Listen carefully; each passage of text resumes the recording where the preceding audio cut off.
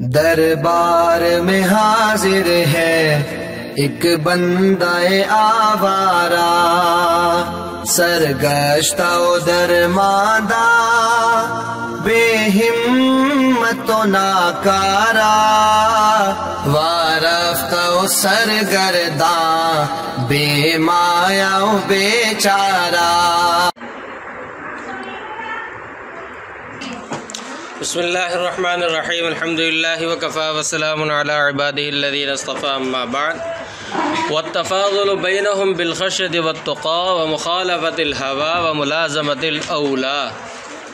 فرمایا کہ والایمان واحد، کہ ایمان ایک ہے، وَأَهْلُهُ فِي أَصْلِهِ سَوَاءٌ، اور یہ فرمایا تھا کہ ایمان والے اصل ایمان کے اعتبار سے، اصل ایمان یعنی نفس ایمان جو کہ تصدیق قلبی ہے، اس کے اعتبار سے ایمان والے سب برابر ہیں۔ آ رہی بات سمجھ میں؟ ہاں، اگر فرق ہے کسی کے ایمان میں تو وہ نور ایمان ہے، یعنی اگر کہتے کہ یہ جو کہا جاتا ہے کہ اس کا ایمان بہت زیادہ ہے، اس کا ایمان کامل ہے، یہ فرق صرف نور ایمان کے اعتبار سے ہے، نفس ایمان کے اعتبار سے یہ فرق، کیونکہ نفس ایمان تو ایک ہی چیز ہے۔ جو چیز مرکب نہیں بسیط ہے تو وہ بسیط چیز میں اضافہ کیسے ہوگا؟ آپ دیکھیں، مرکب چیز میں تو اضافہ ہوتا ہے، ہر مرکب چیز میں۔ اب جیسے یہ گلاس ہے پانی کا، بنا یہ بھی مرکب ہو کر ہے، لیکن بننے کے بعد اس کو ہم بسیط مان لیں۔ اب اس کے اندر اس حالت میں، گلاس کی حالت میں، اس گلاس میں اضافہ کیسے ہوگا؟ اگر کوئی اور پلاسٹک بنا کر اس کے اوپر لگایا جائے تو وہ مرکب ہو گیا، وہ تو کیا ہو گیا؟ مرکب ہو گیا۔ تو گلاس میں تو اضافہ نہیں سمجھا جائے گا، تو اس کو یہ فرض کر لیں اگر، تو اس طرح ایمان، نفس ایمان میں اضافہ نہیں ہوتا۔ ہاں، نور ایمان میں اور ایمان کی روشنی وغیرہ میں، اشراق میں، اس میں اضافہ ہوتا ہے، اور اس اضافے کی وجہ سے درجات مختلف ہوتے ہیں۔ تو اسی لیے امام طحاوی رحمۃ اللہ علیہ نے یہ جو فرمایا کہ تفاضل جو ان کے درمیان ہوتا ہے، اللہ کی خشیت، اللہ سے ڈرنا، تقوی اختیار کرنا، خواہشات کی کتنی مخالفت، کون کتنی مخالفت کرتا ہے اس کا حساب سے اس کے درجہ بڑا ہے، اسی طرح کون کتنا زیادہ بہتر کام اختیار کرتا ہے شریعت کے اعتبار سے، اس اعتبار سے فرق ہوتا ہے اور درجات بلند ہوتے ہیں۔ تو اس سے پتہ چلتا ہے، امام طحاوی رحمۃ اللہ علیہ بیان فرماتے ہیں یہاں پر کہ اعمال صالحہ کی وجہ سے ایمان کا نور بڑھتا رہتا ہے، لہذا نور ایمان بڑھانے کے لیے اللہ کا خوف، تقوی اختیار کرنا، خواہشات کی مخالفت کرنا، اور بہترین چیزوں کا شریعت کے اعتبار سے بہترین چیزوں کو لازم پکڑ لینا، ان کا التزام کر لینا، یہ نور ایمان کو بڑھاتا ہے اور ایمان کی کیفیت کو کیا کرتا ہے؟ بڑھاتا ہے۔ باقی جس میں یہ چیزیں نہیں پائی جاتی، گناہ گار ہے اور تقوی بھی نہیں ہے، اختیار نہیں کرتا، اللہ کا خوف بھی نہیں ہوتا، جس کے اندر یہ چیزیں نہیں ہوتی، اس کا ایمان کا جو نور ہے، روشنی جو ہے ایمان کی، وہ کم ہوتی جاتی ہے، ہوتے ہوتے ہوتے ہوتے مدھم پڑ جاتی ہے۔ کیا پڑ جاتی ہے؟ مدھم پڑ جاتی ہے اور کمزور ہو جاتی ہے۔ اس وجہ سے درجات کے اندر فرق آتا ہے۔ بسا اوقات تو ایسا بھی ہوتا ہے کہ ایمان سے ہی ہاتھ دھو بیٹھتا ہے کوئی، کم ہوتے ہوتے کہ ایمان ہی چلا جاتا ہے۔ اللہ تعالی ہم سب کی حفاظت فرمائے۔ آگے فرمایا والمؤمنون كلهم اولیاء الرحمن واکرمهم عند اللہ اطوعهم واتبعهم للقرآن۔ فرمایا مومنین سب کے سب اولیاء رحمان ہیں، اللہ کے رحمان کے ولی اور اولیاء ہیں، دوست ہیں، بندے ہیں اللہ تعالیٰ کے۔ ان میں سب سے زیادہ معزز، باعزت، محترم، مکرم جو ہے اللہ کے نزدیک، وہ ان میں سب سے زیادہ اللہ کی اطاعت کرنے والا ہے۔ جو جتنی زیادہ اللہ کی اطاعت کرنے والا ہوگا وہ اتنا ہی زیادہ معزز محترم مکرم ہوگا اللہ تعالیٰ کے نزدیک. جو جتنا زیادہ قرآن کریم کی اتباع کرنے والا ہوگا اتنا ہی زیادہ وہ اللہ تبارک و تعالیٰ کے نزدیک معزز مکرم اور محترم ہوگا. آ رہی بات سمجھ میں؟ وَأَتْبَعُهُمْ لِلْقُرْآن سے یہ کسی کو جو ہے غلط فہمی نہ ہو جائے کہ قرآن کی اتباع صرف ضروری ہے، باقی احادیث کا بھی انکار کر دے، اقوال صحابہ کا بھی انکار کر دے، یعنی منہج اہل سنت والجماعت کو چھوڑ اور توڑ کر رکھ دے. اس سے یہ غلط فہمی نہ آئے، کیونکہ اصل نازل تو قرآن کریم ہی ہوا احکام، باقی اس کی تفسیر، تشریح اور وضاحت کے طور پر وحی غیر مطلوع، جس کا اوپر امام طحاوی رحمۃ اللہ علیہ نے جس کی طرف اشارہ کیا تھا، تو وحی غیر مطلوع کی صورت میں نازل ہوئی. آپ صلی اللہ علیہ وسلم کے اقوال، افعال، اعمال اور پھر اس کی تشریح صحابہ کرام نے اپنے الفاظ میں بھی کی اور بتایا لوگوں کو، اور آپ صلی اللہ علیہ وسلم کے اقوال اور افعال بھی پہنچائے اور ان کی تشریح بھی ضرورت پڑی وہاں پر کی. اسی طرح پھر اس کی انہوں نے جو ان کے تابعین جو ان کے شاگرد تھے انہوں نے مزید تشریح کی، یعنی اس طرح تشریح پہنچتی چلی ہم تک. اصل اور تشریح وہ سب ہمارے پاس تک پہنچی ہیں. باقی کسی نے اس کے اندر کوئی احادیث کے اندر کوئی گڑبڑ کرنے کی کوشش کی ہے تو اللہ تعالیٰ نے اپنے رجال کار ایسے پیدا فرمائے تھے، اپنے رجال کار ایسے پیدا فرمائے تھے کہ جو صحیح اور غلط کی چھان پھڑک کرتے تھے، اور ہم تک الحمدللہ ایسی چھان پھڑک کے بعد اصول بن کر سب کچھ ہمارے پاس، سمجھے پکی پکائی روٹی ہمارے پاس پہنچ گئی ہے. جب ایک بندے یہ کر سکتے ہیں کہ اگر کسی بھی معاملے کے اندر اگر 2 نمبر کوئی آ جائے، ڈاکٹری کا ہی، میڈیکل کا ہی شعبہ لے لیا جائے، اس کے اندر اگر کوئی 2 نمبر یا غلط ڈاکٹر وغیرہ آ جاتے ہیں تو اس کے خلاف وہ لوگ کارروائی کرتے ہیں، تحقیقات کی جاتی ہے اور اصل اور صحیح اس کا اور غلط اور نقل کا جو ہے فرق کر کے واضح کر دیا جاتا ہے. جب بندے یہ کر سکتے ہیں تو کیا اللہ تعالیٰ جنہوں نے قرآن کریم کی حفاظت کا ذمہ لیا ہے، آپ صلی اللہ علیہ وسلم کی شریعت کی حفاظت کے لیے اللہ تبارک و تعالیٰ ایسے رجال کار پیدا نہیں کر سکتے؟ یہ تو بالکل بے وقوفانہ سی بات ہوگی. بندوں کو تو اتنی قدرت مانی جائے اور اللہ تبارک و تعالیٰ کی اس کا انکار کر کے نعوذ باللہ احادیث کا انکار کر دیا جائے. تو وَأَتْبَعُهُمْ لِلْقُرْآنِ کا مطلب یہ ہے کہ قرآن یعنی شریعت کا جو جتنا زیادہ متبع ہوگا، شریعت محمدیہ کا جو جتنا زیادہ متبع ہوگا. آپ صلی اللہ علیہ وسلم نے فرمایا خیر القرون قرنی ثم الذین یلونہم ثم الذین یلونہم. کیا مطلب ہے؟ فضائل اور مناقب کیوں بیان فرمائے گئے؟ صرف اس لیے بیان تھوڑی فرمایا گیا کہ ان کا نام لے کر فخر کرے. تفاخر کا تو ہمیں تفاخر کا تو حکم بھی نہیں ہے، اور تفاخر کو تو اسلام نے پسند نہیں کیا. فرمانے کا مقصد کیا ہے کہ ان سے دین اور ان کے راستے پر چلنا یہ زیادہ بہتر ہے، اور منہج اہل سنت والجماعت پہ چلنے کے لیے انہی کے طریقے اور راستے پر چلا جائے. ٹھیک ہے، صحابہ کرام کے فضائل جو بیان فرمائے. اسی طرح آپ صلی اللہ علیہ وسلم نے فرمایا کہ العلماء ورثۃ الانبیاء وان الانبیاء لم یورثوا درہما ودینارا انما ورثوا العلم فمن اخذ بحظ وافر. کیا مطلب ہے؟ آپ صلی اللہ علیہ وسلم نے یہ کیا فرمایا؟ صرف یہ فرمایا کہ ان علماء کا مقام صرف بتایا، بلکہ مقام بتایا اس کا جاتا ہے کہ جس سے یہ حکم دیا جا رہا ہوتا ہے کہ اس سے تم یہ فائدہ حاصل کرو.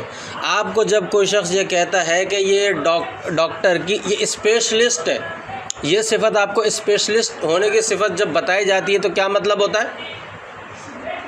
مثال کے طور پہ بتایا گیا کہ یہ گلے کا اسپیشلسٹ ہے، مطلب یہ ہے کہ آپ اس سے اپنے گلے کی بیماری کا علاج کرائیں، یہ زیادہ بہتر ہے. یہی مقصد ہوتا ہے نا. کوئی کہتا ہے کہ یہ انجینئر ہے، اس چیز کا انجینئر ہے، تو آپ کو بتایا جا رہا ہے کہ آپ اوروں کے مقابلے میں اگر اس سے رابطہ کریں، اس چیز کے مکینیکل انجینئر ہو یا ٹیکنیکل انجینئر ہو یا کوئی بھی انجینئر ہو، اس کے مقابلے میں اس سے آپ رابطہ کریں، یہ آپ کو اچھی طرح سے گائیڈ بھی کرے گا، یہ آپ کو اچھی طرح سے جو ہے معلومات بھی دے گا اور آپ کو اس سے یہ فائدہ دے گا. یہی مقصد ہوتا ہے نا.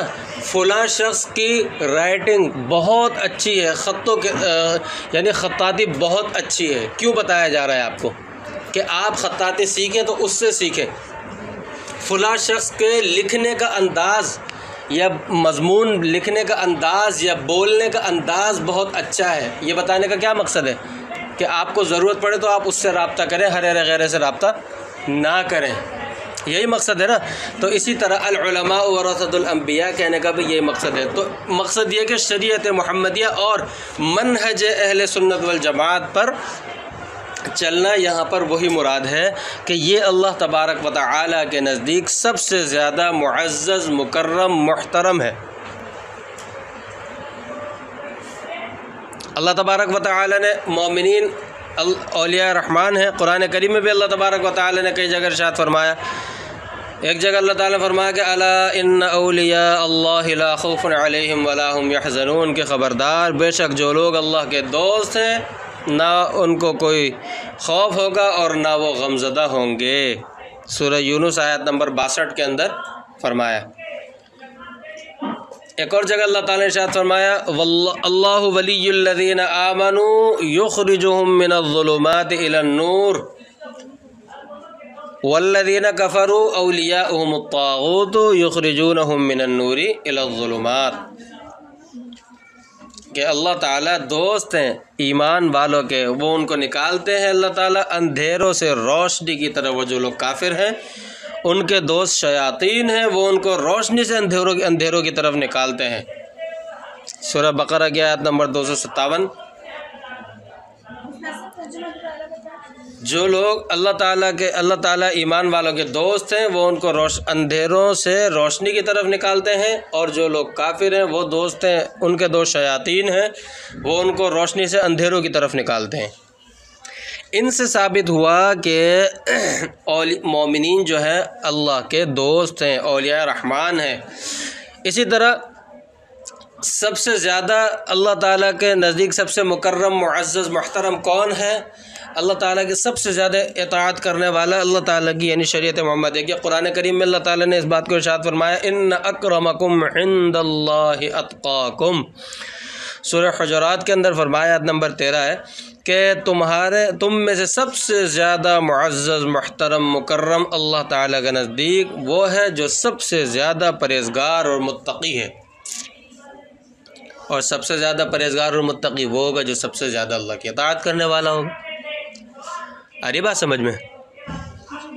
تو اس سے پتہ چلا کہ قرآن کریم میں فرمایا کہ سب سے زیادہ معزز اللہ تعالیٰ کے نزدیک کون ہے۔ اسی طرح آپ صلی اللہ علیہ وسلم نے بھی فرمایا کہ تم میں سے کسی عربی کو عجمی پر اور کسی عجمی کو عربی پر، کسی سفید رنگ والے کو سیاہ رنگ والے پر اور کسی سیاہ رنگ والے کو سفید رنگ والے پر کوئی فضیلت نہیں ہے، ہاں زیادہ فضیلت والا وہ ہے جو زیادہ پرہیزگار ہے۔ تمام لوگ حضرت آدم علیہ السلام کی اولاد ہیں، اور حضرت آدم علیہ السلام مٹی سے پیدا بنے ہیں، حضرت آدم علیہ السلام مٹی سے پیدا کیے گئے ہیں۔ لہذا مسند احمد کے اندر یہ روایت ہے، آپ صلی اللہ علیہ وسلم نے فرمایا کہ کسی عربی ہونے کی وجہ سے یا عجمی ہونے کی وجہ سے یا گورا ہونے کی وجہ سے یا کالا ہونے کی وجہ سے کسی کو کسی پر کوئی فضیلت وغیرہ نہیں ہے۔ فضیلت اس کی ہے جو زیادہ متقی اور تقوی والا ہے۔ آئیے بات سمجھ میں؟ آپ دیکھیں نا حضرت بلال حبشی رضی اللہ تعالی عنہ، اسلام کے سب سے پہلے مؤذن۔ آ رہی بات سمجھ میں؟ دوسری بات، بروز قیامت مؤذنین کا جھنڈا ان کے پاس ہوگا، اور سارے مؤذنین حضرت امام حضرت بلال حبشی رضی اللہ تعالیٰ عنہ کے جھنڈے تلے ہوں گے۔ والایمان، آگے فرماتے ہیں اور ایمان کیا ہے؟ هو الایمان باللہ وملائکتہ وکتبہ ورسلہ والیوم الآخر والقدر خیرہ وشرہ وحلوہ ومرہ من اللہ تعالی۔ ایمان کیا ہے؟ اللہ تبارک و تعالی پر ایمان لانا، کہ اللہ تبارک و تعالی کی ذات پر ایمان لانا، اللہ تعالی کی صفات، تمام صفات ازلی ہیں، کوئی اللہ تعالی کی صفت میں جو ہے کوئی اللہ تعالیٰ کے صفات جیسی صفت کسی کے اندر موجود نہیں ہے، یعنی کوئی اللہ تعالیٰ کی شریک نہیں ہے، چاہے وہ صفات لازم ذات ہوں یا وہ صفات جو ہیں خاصہ ہوں یا صفات عامہ ہوں، اللہ تعالیٰ جیسی صفت کسی کے اندر نہیں ہے۔ اللہ تعالیٰ ان تمام ذات کے اعتبار سے تو ہے ہی، صفات کے اعتبار سے بھی اللہ تعالیٰ کو وحدانیت اور فردانیت حاصل ہے۔ یہ جو ساری بحث ہم ذات و صفات باری تعالیٰ کی عقیدہ طاوع کے اندر پڑھ کر آ چکے ہیں، اس سب کے اعتبار سے ایمان لانا، ٹھیک ہے۔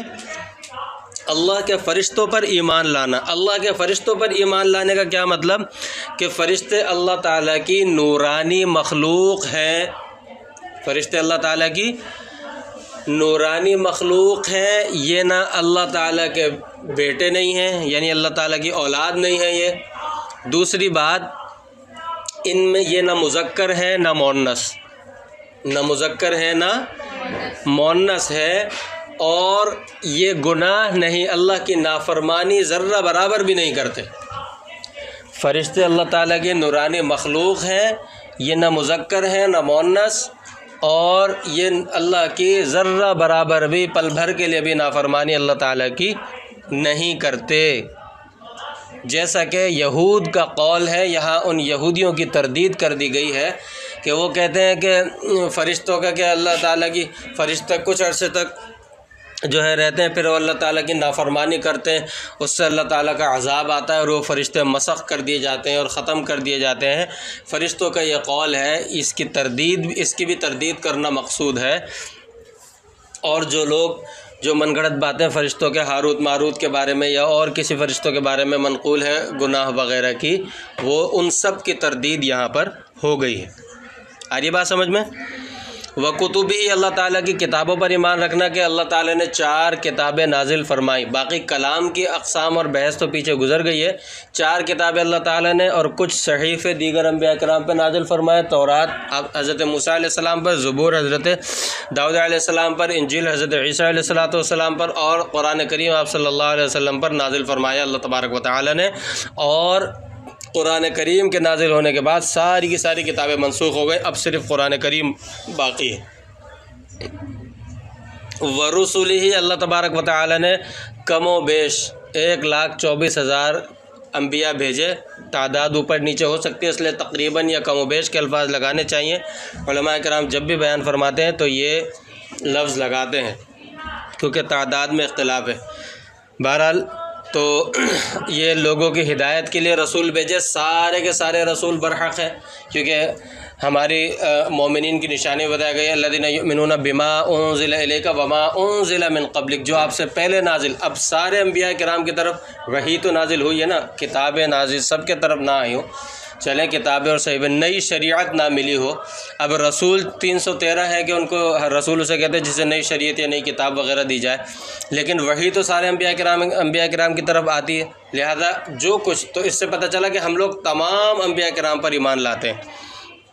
یہ نہیں کرتے کہ ہم ان کو مانیں گے ان کو نہیں مانیں گے، یا ہم آپ صلی اللہ علیہ وسلم کو مانیں گے ان کے نہیں، ہم یہ نہیں کرتے۔ یہ یہودی اور عیسائی اور غیر مسلمین یہ سب کرتے ہیں، لیکن ہم یہ نہیں کرتے، تمام انبیاء کرام پر ایمان رکھتے ہیں۔ والیوم الآخر، ہم آخرت کے دن پر بھی ایمان رکھتے ہیں کہ ایک نہ ایک دن قیامت قائم ہوگی، دنیا کا سارا نظام تباہ و برباد ہو جائے گا، اس کے بعد حشر قائم ہوگا اور حساب کتاب ہوگا اور پھر جنت جہنم کا فیصلہ ہوگا۔ والقدری، اور یہ کہ ہر کام ہر چیز تقدیر کے مطابق ہو رہی ہے، اور تقدیر اللہ تبارک و تعالی نے مقرر کی ہے، خیرہ و شرہ، چاہے وہ تقدیر خیر ہو چاہے وہ تقدیر شر ہو، بھلائی کی ہو یا نقصان مصائب کی ہو، تکالیف کی ہو، تقدیر خیر ہو کہ تقدیر شر ہو، سب اللہ تبارک و تعالی نے مقرر کی ہیں۔ اس میں ان لوگوں کی قدریہ کی اور ان لوگوں کی بھی تردید ہو گئی جو پیچھے کہتے ہیں کہ نہیں اللہ تبارک و تعالی کی طرف شر کی نسبت کرنا درست نہیں ہے۔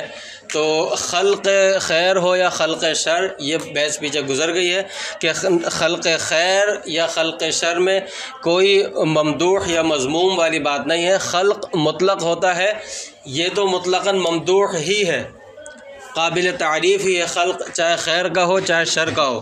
ہاں کسب کے متعلق نسبت ہوتی ہے خیر یا شر کی، لیکن خلق تو بہرحال ممدوح ہی ہوتا ہے، قابل تعریف ہی ہوتا ہے، یہ بات بھی پیچھے گزر چکی ہے۔ وحلوہ ومرہ، یعنی تقدیر کے بعض معاملات ایسے ہیں جو آپ کو پسند آئیں گے، بڑے اچھے لگتے ہیں، حلوہ سے تعبیر کیا، بعض معاملات ایسے ہیں جو بعض اوقات ناپسند ہوتے ہیں، جو مصائب کی قسموں میں سے ہوتے ہیں، جو کس کی قسموں میں سے ہوتے ہیں؟ مصائب کی قسموں میں سے کہلاتے ہیں۔ تو بہرحال سب اللہ تعالیٰ کی طرف سے، خلق خیر ہو یا شر، حلو ہو یا مر، سب اللہ تبارک و تعالیٰ کی طرف سے ہے تقدیر۔ وَنَحْنُ مُؤْمِنُونَ بِذَلِكَ كُلِّهِ وَلَا نُفَرِّقُ بَيْنَ أَحَدٍ مِّن رُّسُلِهِ وَنُصَدِّقُهُمْ كُلَّهُمْ عَلَى مَا جَاءُوا بِهِ، ہم سارے کے سارے ان باتوں پر، ان تمام باتوں پر ایمان رکھتے ہیں، ہم ان تمام کی تمام باتوں پر ایمان رکھتے ہیں، اور ہم رسولوں میں سے یعنی انبیاء میں سے کسی کے درمیان فرق نہیں کرتے۔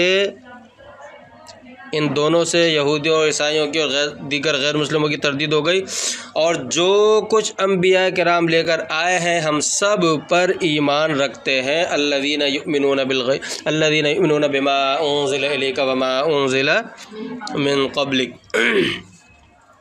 یہاں پر امام طحاوی رحمۃ اللہ علیہ نے انہی کی تردید کی ہے۔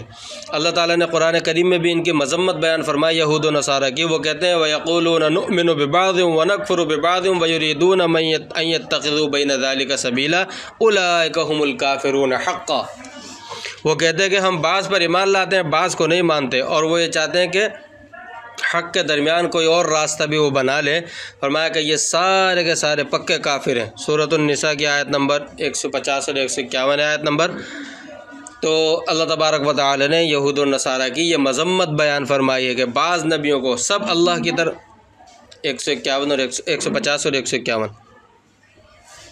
تو اللہ تعالیٰ نے ان کی مذمت بیان فرمائی ہے، اور ہماری خصوصیت اللہ تعالیٰ نے ہمیں عطا فرمائی ہے کہ ہم تمام انبیاء کرام کو مانتے ہیں، جو کچھ ان پر نازل ہوا سب کو مانتے ہیں۔ ہاں اتنا ضرور ہے کہ پہلے انبیاء کرام کی شریعتیں منسوخ ہو گئیں، اور اب آپ صلی اللہ علیہ وسلم کی شریعت قیامت تک کے لیے باقی ہے۔ جو ایمان لائے گا اس کے لیے آپ صلی اللہ علیہ وسلم کی شریعت پر ایمان لانا ضروری ہے، ورنہ وہ کافر ہے۔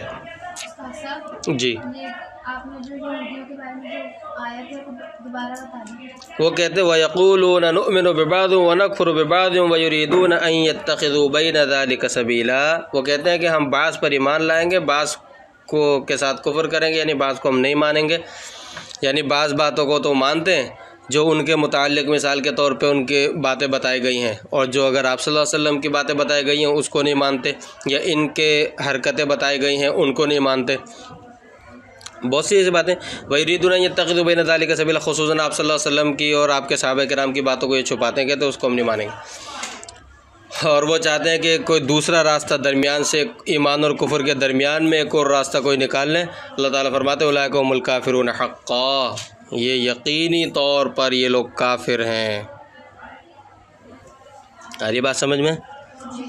آگے فرمایا امام طحاوی رحمۃ اللہ علیہ نے وَأَهْلُ الْكَبَائِرِ مِنْ أُمَّةِ مُحَمَّدٍ صلی اللہ علیہ وسلم فِي النَّارِ لا يخلدون یا لا يخلدون اذا ماتوا وهم موحدون وإن لم يكونوا تائبين بعد أن لقوا الله عارفين أي مؤمنين وهم في مشيئته وحكمه إن شاء غفر لهم وعفى عنهم بفضله كما قال تعالى في كتابه العزيز إن الله لا يغفر أن يشرك به ويغفر ما دون ذلك لمن يشاء وإن شاء عذبهم في النار بعدله ثم يخرجهم منها برحمته وشفاعة الشافعين من أهل طاعته ثم يبعثهم إلى جنته وذلك بأن الله تعالى تولى اہل معرفتہ۔ یہاں تک ترجمہ کرتے ہیں۔ فرماتے ہیں کہ امت محمدیہ کے جو مرتکبین کبیرہ ہیں وہ جہنم میں ہمیشہ نہیں رہیں گے، بشرطے کہ وہ توحید کی حالت میں مرے ہوں، یعنی ایمان کی حالت میں مرے ہوں، اگرچہ انہوں نے اپنے کیے گئے گناہوں سے، کبیرہ گناہوں سے توبہ نہ کی ہو۔ بعد ان لقوا اللہ عارفین، جب وہ اللہ تبارک و تعالی سے ایمان کی حالت میں ملاقات کریں گے، مرنے کے بعد اللہ تعالیٰ سے ایمان کی حالت میں ملاقات کریں گے تو پھر یہ اللہ تبارک و تعالیٰ کی مشیت اور اللہ کے حکم کے تحت ہوں گے، اسی کے اندر ہوں گے۔ اللہ تعالیٰ چاہیں تو اپنا فضل جاری فرما کر ان کی مغفرت فرما دیں، جیسا کہ قرآن کریم میں فرمایا کہ شرک کے علاوہ جس گناہ کو اللہ تعالیٰ جس کے لیے چاہیں گے معاف فرما دیں گے، اور اگر چاہیں تو اللہ تبارک و تعالیٰ اپنے فضل کا اظہار نہ کریں، عدل کا اظہار کریں، اور عدل کا اظہار کرتے ہوئے ان کو عذاب دے دیں جہنم میں کچھ عرصے، ثم یخرجہم منہا برحمتہ، اور پھر اللہ تبارک و تعالیٰ ان کو جو ہے اپنی رحمت سے اللہ تبارک و تعالیٰ ان کو نکال دے۔ وشفاعت الشافعین، اور اسی طرح شفاعت کرنے یعنی نیک لوگ جو ہیں شفاعت ان میں سے نیک لوگوں میں سے جو شفاعت کرنے والے ہوں گے ان کی شفاعت سے، یعنی اپنی رحمت اور نیک لوگوں میں سے جو سفارش کرنے والوں کی سفارش ہوگی ان کی سفارش کی وجہ سے اللہ تعالیٰ پھر ان کو جہنم میں سے نکال لے۔ ثم یبعثہم الی جنتہ، اور پھر جو ہے اللہ تبارک و تعالیٰ انہیں اپنی جنت کے اندر بھیج دے، داخل فرما دے۔ وذالک، یہ اس لیے یا تولا ہے بعض نسخوں میں بأن اللہ تعالیٰ مولا اہل معرفتہ، تو مولا مجھے زیادہ بہتر لگ رہا ہے، ہو سکتا ہے تسامح ہو گیا ہو۔ فرمایا کہ یہ اس لیے کہ اللہ تبارک و تعالیٰ نے اپنے معرفت رکھنے والے یعنی مومنین، اللہ تبارک و تعالیٰ مومنین کے مولا ہے، یہ اس لیے کہ اللہ تبارک و تعالیٰ مومنین کے مولا ہے، دوست ہیں اللہ تبارک و تعالیٰ جو اللہ تعالیٰ کی معرفت رکھتے ہیں، یعنی مومنین کے وَلَمْ يَجْعَلْهُمْ فِي الدَّارَيْنِ كَأَهْلِ نُكْرَتِهِ الَّذِينَ خَابُوا مِنْ هِدَایَتِهِ وَلَمْ يَنَالُوا مِنْ وِلَایَتِهِ، اور اللہ تبارک و تعالیٰ ایسے لوگوں کو دونوں جہانوں میں ان لوگوں کی طرح نہیں بنائیں گے۔ اللہ تعالیٰ دونوں جہانوں میں ایسے لوگوں کو یعنی ان مومنین کو اگرچہ گناہ گار ہو ان لوگوں کی طرح نہیں بنائیں گے جنہوں نے اللہ تبارک و تعالیٰ کا اور ان کی شریعت کا انکار کیا، جو اللہ تعالیٰ کی معرفت نہیں رکھتے اور جو اللہ تبارک و تعالیٰ کی ہدایت حاصل کرنے سے ناکام رہے اور انہوں نے اللہ تعالیٰ کی دوستی حاصل نہیں کی، ان لوگوں کی طرح اللہ تعالیٰ ان گناہ گاروں کو نہیں بنائیں گے۔ اللہم یا ولی الاسلام و اہلہ، اے اللہ، اے اسلام اور اہل اسلام کے دوست، اے اسلام اور اہل اسلام کے دوست اللہ، ثبتنا علی الاسلام حتی نلقاک بہ، ہمیں اسلام پر ہی قائم رکھیے گا یہاں تک کہ ہم آپ سے ملاقات کر لیں، یعنی ہمارے موت تک ہمیں اسلام پر ہی اور ہدایت پر ہی قائم رکھیے گا۔ آگے بات سمجھ میں اچھی طرح ترجمہ آگے سمجھ میں، بہت آسان الفاظ ہیں سب کچھ۔ اس کے اندر امام طحاوی رحمۃ اللہ علیہ نے معتزلہ اور خوارج کی تردید فرما دی، وہی پیچھے ہم یہ تفصیل سے یہ بحث پڑھ چکے ہیں کہ اہل یعنی مرتکبین کبیرہ کافر نہیں ہے، انہیں ایمان سے خارج نہیں ہوتے، نہ کفر میں داخل ہوتے ہیں نہ ایمان سے خارج ہوتے ہیں، اور مرتکب کبیرہ جو ہے ہمیشہ ہمیشہ جہنم میں نہیں رہیں گے۔ اگر ایمان کی حالت میں مریں تو مرتکب کبیرہ ہمیشہ ہمیشہ جہنم میں نہیں رہیں گے، ایک نہ ایک دن جہنم سے ضرور نکالے جائیں گے۔ امام طحاوی رحمۃ اللہ علیہ اس میں معتزلہ اور خوارج کی تردید فرما رہے ہیں۔ جی نہیں لکھا تو کوئی مسئلہ نہیں ہے، جنہوں نے لکھ لیا ان سے دیکھ کر لکھ لیں، ان سے معلوم کر کے، ٹھیک ہے۔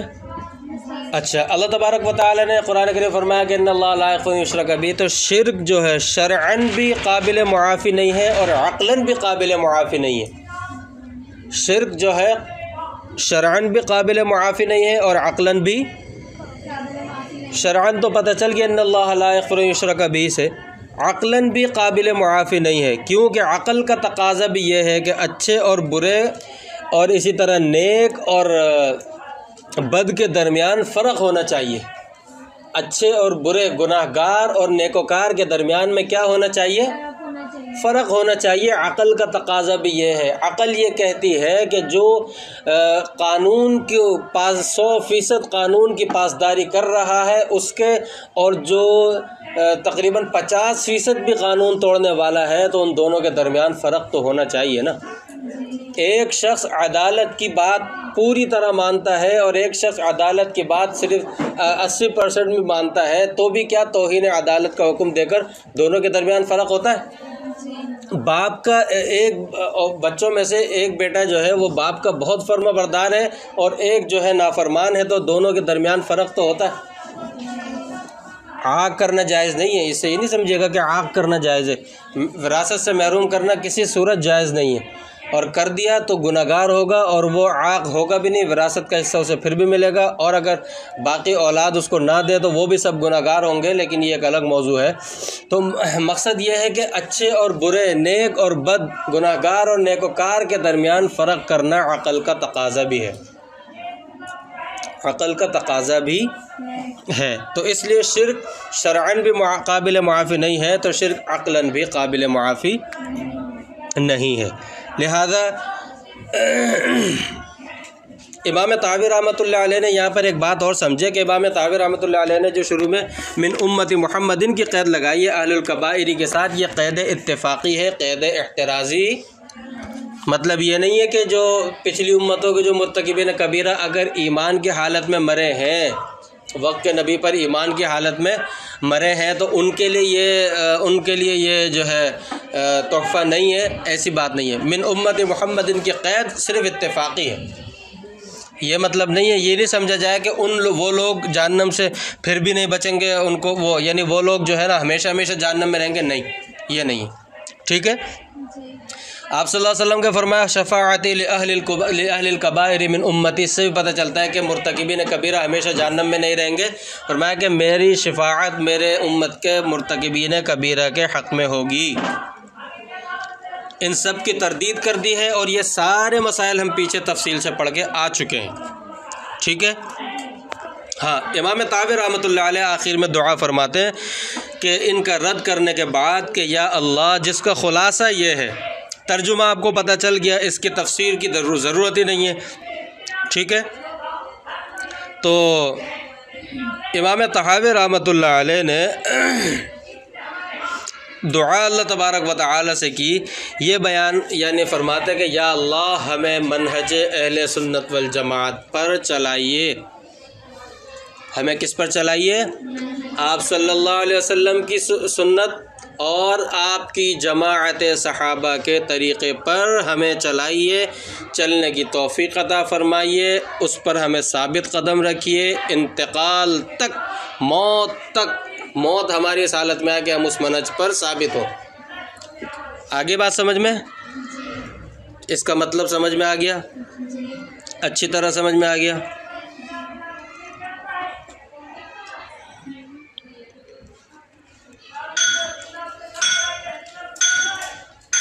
یہ دعا قرآن کریم میں بھی بہت سی جگہ آئی ہے، جیسے اور آپ صلی اللہ علیہ وسلم کی دعائیں احادیث ہیں، ان میں بھی آئی ہے، ٹھیک ہے۔ اس دعا کی چلیں ثبوت انشاءاللہ کل پڑھتے ہیں۔ وآخر دعوانا الحمدللہ رب العالمین۔